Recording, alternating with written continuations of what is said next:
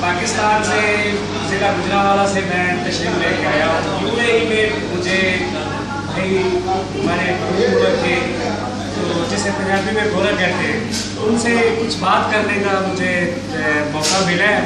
तो यूएई में अब मैं पूछना चाहता हूँ कि E-box channel, this E-box channel very nice you speak. You were going to talk about the restaurant. Oh yes, Yes. Restaurant and also news channel. Yes. Very good. This is Mega Taste Restaurant. I eat here as often as I can, at least a couple times a week. The food is excellent. Thank you, thank you. E-box, E-box, very nice. E-box is good. Thank you. जी नाज़रीन, अब इस वक्त मैं UAE में एक बहुत प्यारा इलाका है मुसफ़े में हूँ, अबू ज़बी का इलाका है। तो माशाल्लाह इधर मुझे प्यारे दोस्त मिले हैं। तो यूएई में अब आप यूएई वाले लोगों के आपको मतलब खुश आमदीद कहते हैं। और बहुत खुशखबरी है कि चैनल जो है 25 तारीख को ओपनिंग हो रहा है। इसे ज़्यादा से ज़्यादा लाइक करें। यूएई में ये चैनल चलेगा, पूरी दुनिया में चलेगा। और इसमें ये मेरे भाई दोस्त हैं आसिफ जान साहब, इनसे भी बात की है।